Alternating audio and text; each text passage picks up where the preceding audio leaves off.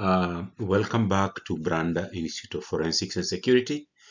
And today we are going to continue with lesson 7 of fire safety protection. And today we shall be talking about fire detection and alarm systems. Fire detection and alarm systems. This is our topic for today. My name is Mr. Wayne, and I can say that I am happy we are doing well. We are going on well. I am also okay wherever I am, and I also hope you are in good shape. So now, fire detection and fire alarm system. First, let's look at a definition of fire detection. Definition of fire detection. Actually, this is a process involving detection of unwanted presence of fire by monitoring environmental changes associated with combustion, which indicate the presence of a fire condition. So it is a process involving detection of the unwanted presence of fire by monitoring environmental changes associated with the combustion, which indicate the presence of a fire condition. Fire detection is very important because fire detection helps us to identify the threat of fire. And without a detection, then we will wake up or we will be surprised to realize that there is an ongoing fire. But the moment we have detection systems in place, then we can detect and we can respond immediately, and we can put out a fire that is likely to cause damages and even lead to loss of life. This detection employs the use of a fire alarm system. Fire detection systems are sometimes referred to as fire alarm systems. So fire detection systems are sometimes referred to as fire alarm systems. Types of detection stroke alarm systems. There are several types of detection stroke fire alarm systems, and these are: 1. Manual fire detection. Manual fire detection. Use of manual fire alarm systems. And then there is automatic fire detection. Involves use of automatic fire alarm systems. And then there is a third type of system, which is called hybrid. This is a combination of both manual and automatic alarm systems. So remember, there are manual fire detection systems, and then there is automatic fire detection systems, and then there is a mix, which is sometimes we refer to it as a hybrid fire detection systems. Let's look at a manual fire detection system. This involves use of manually actuated devices. The purpose of notifying the occupants of a facility of the presence of fire. This involves the use of manually actuated devices for the purposes of notifying the occupants of a facility on the presence of a fire. A person has to actuate the alarm upon discovery of a fire or smoke in a facility. These manually actuated devices include break glass stations and buttons. They are strategically located near exits and other accessible common areas in facilities, easily for ease identification and operation. We will look at photos and see what we are talking about, because I know most people in most organizations, they can see these manually operated break glass stations and the buttons, but they don't know how to operate them or the importance of these manual fire detection systems. Manual alarm systems, they look like this. These are some of the manual systems: manual bell, rotary gong, metal triangle, whistle. A whistle is one of them. The fire detection and fire notification system. This is the whistle. And then there is also the break glass. You can see it on your left of this slide. Manual with automatic system. Manual call point, and then there is a fire bell. This is what we call a hybrid system, where we have a manual with automatic system. We have the manual, which is you break the glass and then it will all the way lead to sounding the alarm, and there are other automatic systems. Advantages of this type of manual alarm detection systems: they are relatively low cost, reliable in a facility with occupants, provide occupants with a readily identifiable means to activate the facility fire alarm system, and disadvantages: cannot be relied upon to detect fire in facilities without occupants, cannot be relied upon to detect fire in facilities without occupants. Automatic fire detection or alarm systems. This involves the use of automatically actuated devices that detect and give a warning indicating presence of a fire to the occupants of a facility. Automatic fire alarm systems. This involves the use of automatically actuated devices that detect and give warning indicating presence of fire to the occupants of a facility. They operate when the invisible products of combustion are being released, when smoke is being produced, when the temperatures in the vicinity of the fire rises rapidly or reaches a predetermined figure. These systems are automatic. They will automatically trigger the alarm system upon capturing a high temperature in the vicinity of the fire area or locality. Automatic fire detection and alarm systems. It starts with the break glass, and then also we move to smoke detectors, and then we also have the fire alarm panel, and then we have the strobe. So we have the break glass, and then we have the detectors, and then we have the fire alarm panel, and then we have the strobe.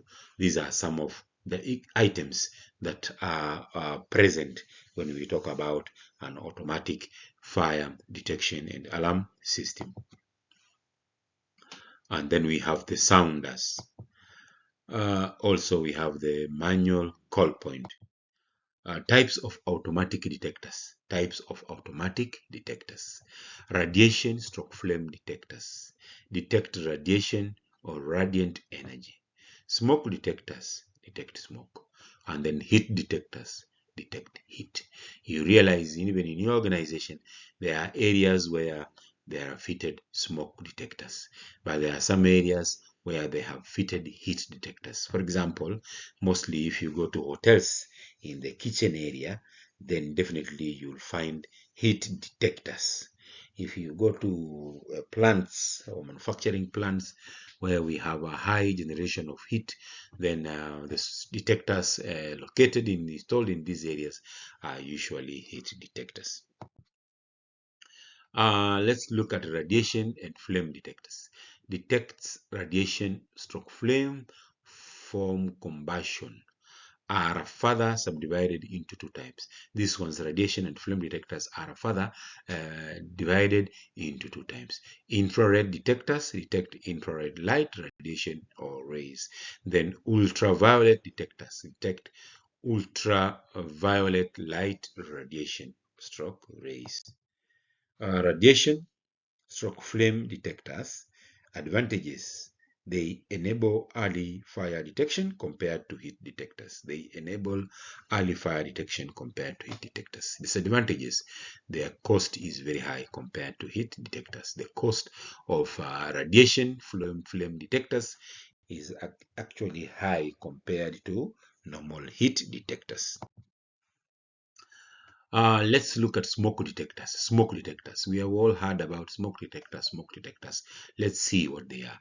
They detect both visible and invisible elements of smoke. Both visible and invisible elements of smoke. They are subdivided into two types. Optical detectors detect the visible elements of smoke. Ionization detectors detect invisible elements of smoke, into bracket ions released from combustion and present in smoke. So ionization detectors detect invisible elements of smoke, while optical detectors detect visible elements of smoke. Advantages: they enable early fire detection. The cost is relatively higher compared to radiation detectors. This is the disadvantage. They are actually they cost much compared to radiation detectors. Heat detectors. Heat detectors designed to detect fire uh, in the designed to detect fire in its more advanced stages when the temperature in the protected area starts to rise. They were the earliest forms of fire detectors to be developed. They depend on heat being transferred from one surrounding air to the detector. They depend on heat being detected from the surrounding air to the detector. Heat being transferred. There are two main types of heat detectors. Number one is fixed temperature heat detectors. Fixed heat detectors monitor a room and will sound the alarm only when the temperature has reached a critical level, in most cases normally 115 degrees to 135 degrees Fahrenheit. These heat detectors often employ a metal alloy that melts at the specified temperature. The melted alloy then acts as a fuse that activates the fire alarm system. Once this type of heat detector is activated, it must then be replaced. So we have fixed temperature heat detectors. And then we have the rate of rise heat detectors. Rate of rise heat detectors are designed to detect abrupt changes in area temperatures and can be programmed to detect slow and steady rises in temperature along with sudden ones. And then we have pneumatic heat detectors. Use a tube that detects abnormal temperature changes along its length. These types of heat detectors are often used around engines, turbines, and boilers, or large vehicles such as boats, planes, and trains. So pneumatic heat detectors are usually installed in large vehicles such as boats, planes, and trains. Advantages: relatively cheap compared to smoke and radiation detectors. And then disadvantages: slower than radiation and smoke detectors. Enables detection after temperatures have risen. Much damage could have already occurred. And then NB, some heat detectors combine fixed and rate of rise detection methods, though this can be more expensive. So remember the types of heat detectors. We have fixed and rate of rise detection methods. And then we also have, we see that these other detectors are relatively cheap compared to smoke and radiation detectors, and slower than radiation and the smoke detectors. Enables detection after temperatures have risen. Much damage could have been caused. Those are what we call heat detectors. And then now we look at the components of an alarm system. An alarm system is made of the fire alarm control panel. If you go to most buildings, if you go to most facilities, as security professionals, you will be introduced to the location of the fire alarm panel, because it is usually the responsibility of security personnel to switch off or to operate the fire alarm control panel. And then primary power supply, and then secondary backup power supplies, and then fire alarm control panel. This component monitors inputs and system integrity, controls output, and relays information. So the fire alarm control panel is very, very, very important to the entire security team. People must know where this system is located and how it is operated.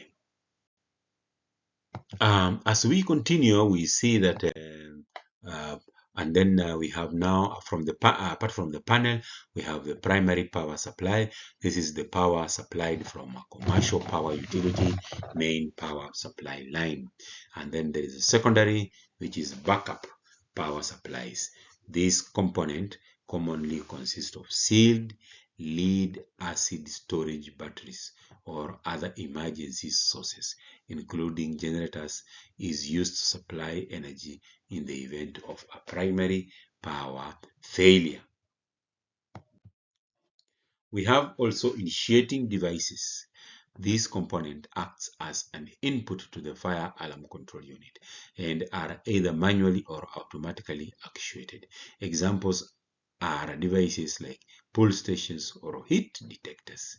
Notification appliances stroke alarm output devices. This component uses energy supplied from the fire alarm system or other stored energy sources to inform the proximate persons of the need to take actions, usually to evacuate. And then we have an output can be audible or visible and can take the form of a flashing light, strobe light, electromechanical horn, speaker, or combination of these devices. That is output. That is when you are informed that there is a situation and you need to evacuate. You need to move out. Remember, evacuation is moving people from danger zones to safer zones or from risky areas to the assembly points. This is what we call evacuation. Moving people from, or you evacuating is when you are moving from a risk zone in the presence of fire to a safer zone. Building safety interfaces. This interface allows the fire alarm system to control aspects of the building environment and to prepare the building for fire and to control the spread of smoke fumes and fire by influencing air movement, lighting, process control, human transport, and exit. So we have building safety interfaces.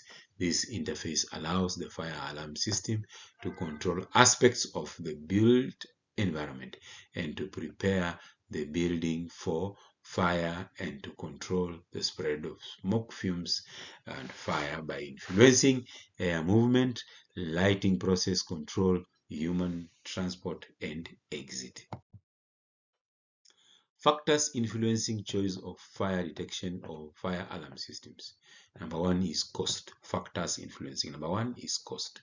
Number two, type of risk to be protected and circumstances surrounding that risk. And then number three, reliability and robustness. So these are some of the factors that influence choice of fire detection system. You may decide to use a manual fire detection system or an automatic fire detection system. Then before you make this consideration, you have to consider cost, you have to consider type of risk to be protected and circumstances surrounding that risk, and then you have to consider reliability and robustness of the system. And then also fire alarm, fire safety systems. Generally, you can see from the diagram. I'll give you 1 minute to write some things there or draw the diagram. These are some of the fire safety systems. We have portable fire pumps. We have fire extinguishers, stroke blankets. We have hydrant systems. We have fire alarm system. We have a kitchen hood system. We have a hose reel system. We have sprinkler system, and we have CO2 flushing systems. My dear friends in the security industry, make an effort to read further on these things and to understand them. I can tell you fire safety is one area where you can excel a lot, especially even at our home in Kenya and even abroad here, you can excel a lot in fire safety because it is one major threat that faces humankind. And if you have adequate knowledge, if you study and you get certifications in fire safety management, then I can tell you your career will be in the right direction. Also, it is one of the major considerations when we conduct interviews for security officers, for security managers. Knowledge about fire safety, knowledge about first aid, knowledge about CCTV surveillance, knowledge about occupational health and safety, and in this age, knowledge about information security, and also knowledge about response to crisis, to disasters, to emergencies, response to crisis, to disaster, to emergencies. These are some of the areas where you as a security professional should specialize in. If you are specialized in these areas, then I can tell you your career will move in the right direction. Uh, Conventional alarm system, you can see this is how they are routed together from the smoke detectors or heat detectors through cabling to the panel that gives a notification to those responsible for managing the system,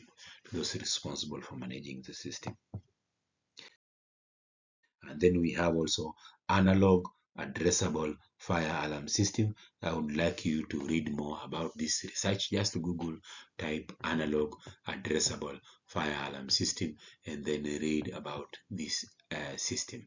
You will see that once the fire is detected at a particular location, the system will send a notification to the panel, and you can even print out the receipts showing you the exact location where the device has been triggered. If it is a smoke detector or a heat detector, it will give you an indication, a clear picture of where it is activated, and you can now respond as a security officer to find out if the alarm is false or true. Types of detectors. We have several types of detectors, and it is important you get to know them. We have smoke detectors where we say ionization and optical.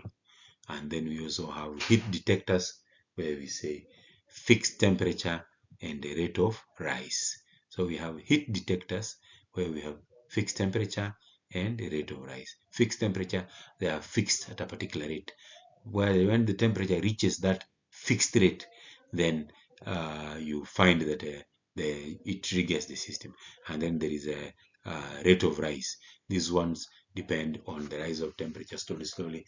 Once the temperature becomes unbearable, then the heat detector will pick it, and it will send notification to the alarm, and the system will be activated.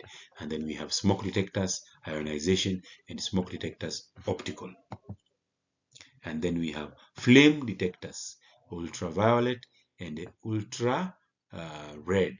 Read about that also. Read about flame detectors, read more about smoke detectors, and read more about heat detectors. With those few remarks, we go back to the fire evacuation plan. We say every room should have a fire evacuation plan leading to the assembly point. From that particular area, there should be a route that shows directly how you should move until you reach the assembly area. As a security person, you should know the assembly area, because in most cases, when people are moving away from risk zones, security is moving to the risk zones. So you should have a clear picture of the escape route in your mind. You are moving to the risk zones to try and extinguish the fire, to try and conduct search and rescue for people who are missing, to try and save life, to try and minimize damage. But remember, you should only move to these risk zones when you are actually ready, when you are well trained. I worked at the Republic of Maldives, and I liked the way the government has set up fire safety in the resorts. In that the resort has its own small fire buggy, which is a fire engine, a small fire engine. Every resort has got a fire team which is trained to the level of fire brigade. They know how to use the fireman gear. They know how to use the vests.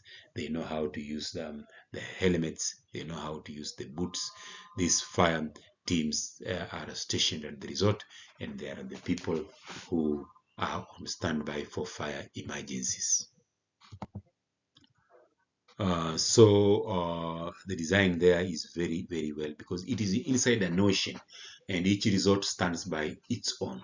So logistically, movement in the Republic of Maldives, and I wish you guys can get time and work there, or you can reach a level of working at the Republic of Maldives. So it is very interesting because you live inside the Indian Ocean, and the resorts are very tiny, and the movement is by speedboat or seaplanes. We move by speedboats or seaplane. So to get from one location to the other when there is an emergency, it is quite a challenge. Therefore, each resort has its own fire team, a well-trained fire team, and the fire team is usually trained by the Maldives Defense Forces, which is the military there. The military is the one that deals with the fire emergency issues. If you happen to get a chance and work at the Republic of Maldives, I can tell you, you will find it to be very, very interesting. Um, if there are any questions, please refer them to our trainers, our fellow directors, or you can separately send me if you have any concerns or any questions. Today we were talking about fire detection and alarm systems, and I believe that you have learned something. When you go back to your workplace, please walk around, have a look at the smoke detectors, and make a determination. This is a smoke detector or this is a heat detector. Read more. Just have a look at the fire panel. Just have a look at the systems in place. Which systems are in place for fire detection or for fire alarm system at my place? Are they manual or are they automatic? These are the things that you should do as a security officer to familiarize yourself with the aspect of fire safety at your workplace. We have come to the end of this presentation. We will meet again next weekend when we shall be looking at firefighting strategies. Next weekend, we are going to look at firefighting strategies. So I will need to prepare myself and get ready for the class. So thank you very much. I wish you all the best. And I hope we shall meet next Saturday. Thank you and bye bye.